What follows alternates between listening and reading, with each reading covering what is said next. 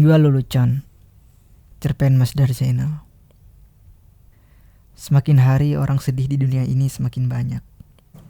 Hiburan-hiburan yang ada di TV dan media sosial tak pernah cukup. Sebab hiburan-hiburan di TV dan media sosial kadang justru lebih menyedihkan. Sedangkan teman dan keluarga kurang bisa diandalkan. Sebab kesedihan kerap kali cepat menular pada orang-orang terdekat. Pada kondisi demikian, keluarga dan sesama teman tak bisa saling mendukung, alih-alih menghibur. Sebab mereka sama-sama dirundung kesedihan. Karena alasan wabah kesedihan itulah, kemudian kita memilih untuk membuka lapak baru dengan dagangan baru. Lelucon. Konon lelucon adalah obat mujarab untuk menghilangkan kesedihan, meski cuma sejenak. Berjualan lelucon tak butuh banyak modal. Cukup mengandalkan bualan, perbendaharaan kata lucu, juga bahan-bahan berupa kisah-kisah yang memungkinkan untuk diplesetkan. Dan kemudian kita cukup ahli dalam hal-hal tersebut. Jadi ketika kebanyakan orang berjualan yang macam-macam, kemudian kita memilih untuk berjualan lelucon. Harganya murah. Beli satu lelucon, dapat bonus satu lelucon. Lelucon itu bisa beraneka bentuk dan rupanya, tema dan pesannya. Mulai dari lelucon politik, fisik, sampai lelucon berbau rasa. Tapi untuk yang terakhir itu, komedian kita harus ekstra hati-hati. Sebab rasa adalah wilayah sensitif yang sejatinya kurang lucu untuk dijadikan bahan lelucon. Tapi begitulah, tidak sedikit dari para pelanggan komedian kita yang suka dengan lelucon satu itu. Lelucon, murah. Kalau tidak lucu, uang kembali. Kalau sukses terhibur, boleh kembali lagi. Bagi komedian kita di tengah keriuhan lapak. Orang-orang mengerumuninya, mulai dari anak-anak sampai orang-orang renta. Para gadis yang patah hati suka membeli lelucon yang berisi tentang ketololan lelaki. Para istri yang jengkel pada suami pun suka membeli lelucon jenis itu. Orang-orang tua yang lelah dengan kelakuan anaknya sangat suka dengan lelucon anak zaman now. Sedangkan para pejabat biasanya suka titip beli lelucon politik. Tapi kalau kebetulan lelucon politik yang dibeli itu menyerempet kisahnya, tak segan-segan ia melabrak komedian kita, menyuruhnya hati-hati kalau meramu lelucon. Mendapat dampratan semacam itu, kemudian kita tak pernah gentar. Ia hanya membalas dengan santai sambil cengengesan. Itu cuma lelucon, Bapak. Jadi kalau ada yang tersinggung, jangan itu beneran.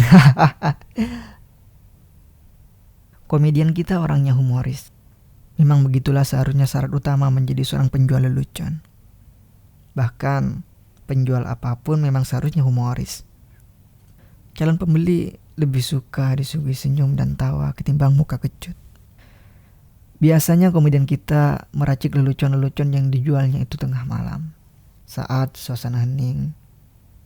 Dengan begitu, komedian kita bisa berpikir lebih jernih dalam meramu leluconnya. Sehingga tidak ada lelucon yang kebablasan, terlalu matang, atau bahkan terlalu mentah.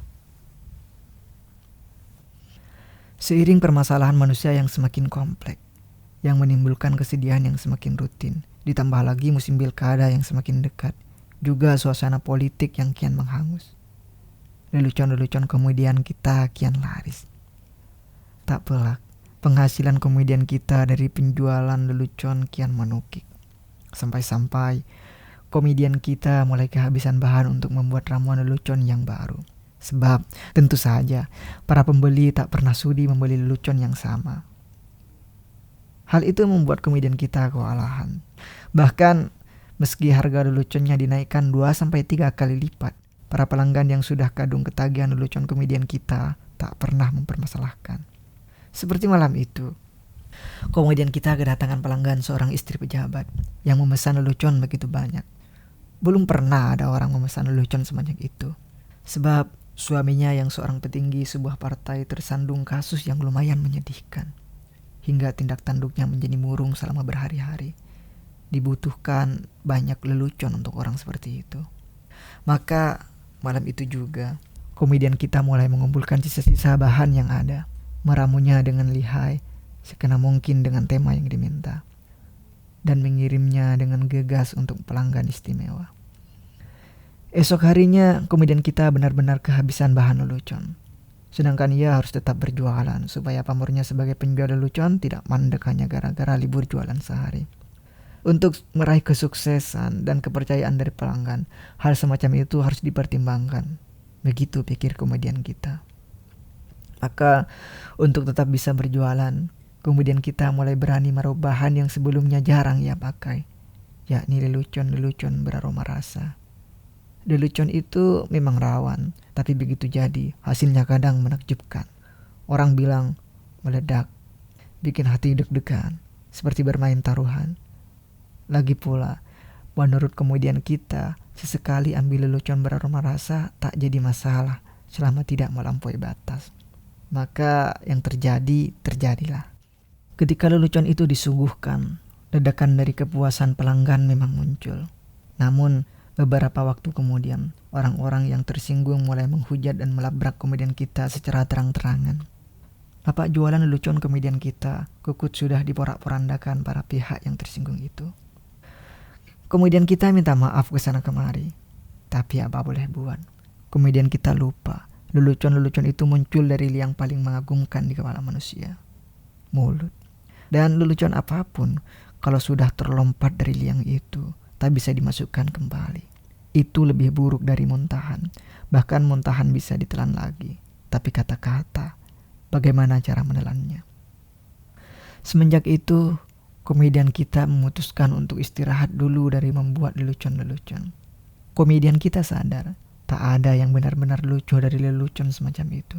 Kalau ia mau, ia bisa saja merubah bahan lelucon yang sebenarnya tak pernah habis di dunia ini. Sebagaimana kesedihan yang juga tak pernah kukut dari dunia ini. Hanya saja, komedian kita merasa perlu belajar lagi, terutama dalam hal membuka dan menutup mulut pada tempatnya.